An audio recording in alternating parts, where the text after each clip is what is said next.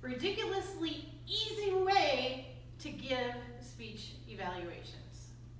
This is going to be ridiculously easy. Over my time in Toastmasters, I've attended evaluation workshops. I even gave one myself last year to this club and was generously granted by the Vice President of Education, perhaps foolish on her part, I don't know. And I stretched it out. It took the entire meeting. We had pair and share exercises, went back and forth, had a nice big keynote presentation. But we don't need that, because that sort of icing on the cake is not what we need. What we need actually is the foundation and a simple way to give good evaluations in the club, especially if you're just starting out giving evaluations. So here's a ridiculously easy method. Taking notes. Here's the thing about taking notes. The primary purpose of you as an evaluator is to listen. If you look in your competent leadership manual, the very first project is listening and leadership. And speech evaluator is one of the items that are in that project. Already we're telling you that the most important thing you can do in Toastmasters is to listen. We have various positions in addition to speech evaluators, including our odd counter, we have a grammarian, we have a general evaluator, and all of this is put together so that the audience is actively listening. One of the reasons I love coming here is because I have chronic pain, but when I'm in this room, I don't feel it because I'm completely engaged with someone. And that's what you need to do as an evaluator. While the person is speaking, your job is to listen, pay attention to what they're doing, and not think about what you're going to say in the end. I have seen all sorts of weird, incredible ways to take notes. You have this sort of graph and quadrants and everything, and I found those incredibly distracting. So the ridiculously easy way to take notes is to simply write down a list of things that catch your attention. One of the things that you'll be looking at is a speech organization. So during Dick's speech, I just kind of wrote, he had different pieces of mail, which was incredibly creative. I love that structure.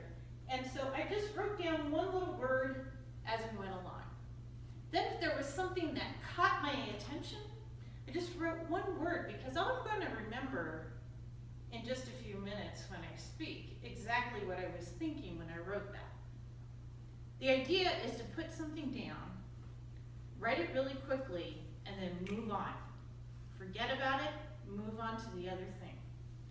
If you are, for instance, you have the person's manual, and you're looking down these questions and you're filling them out as you go along while the speaker is speaking, how much of the content of that speech do you think you're going to actually hear?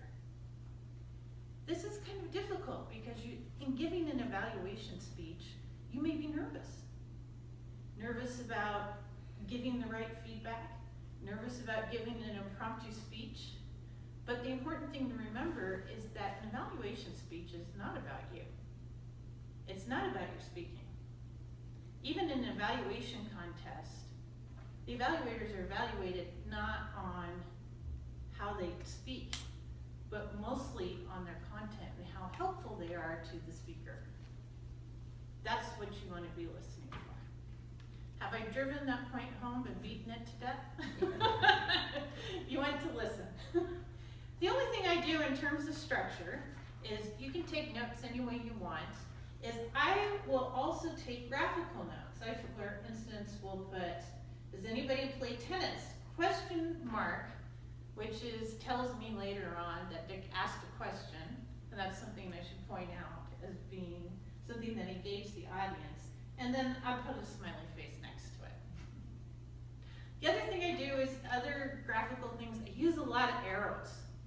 For instance, want to increase this or decrease that, but I don't write a lot when I'm thinking through that. have notes and you can take them in a graphical way, then you have your listening and you have your structure for what's coming up next. Now we're getting to how do you organize your speech. Ridiculously easy. You only need 4 things. 4 things, that's it. Pick 3 significant things that are the strongest part of the speech according to the project objectives and put those down, for instance, on an index card. When you're getting up to speak, your speech should be able to fit on half of a 3x5 card, really on half of it. If you have any more information than that, you're not going to be able to deliver that speech in under 3 minutes or give quality feedback.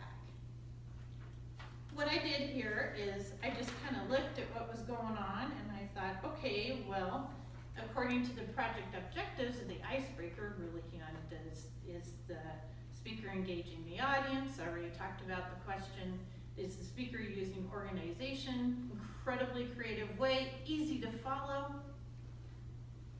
And then some other things that I found just interesting about how, for instance, he wove in intrinsic value, rambunctious kid, calls from, Cherry Creek High School, what might have changed how he was a kid, and his wife has put up with me for 27 years. Well, your wife hasn't put up with me for 27 years. And that's really important, and that's all I'm gonna do. And then pick one recommendation of how the person could speak better on the project objectives. Don't get ahead of yourself. When we're talking about speech organization, we're on project number 2 in the CC manual. Or we're talking about body language, which is number 5. Don't talk about vocal variety, which is number 6. It's overwhelming if you have to evaluate everything about the speaker at the same time.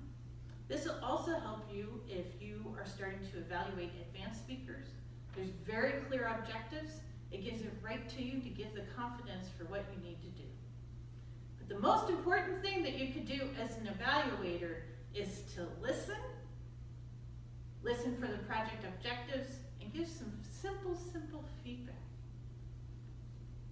Listening, that's the most important part of evaluation.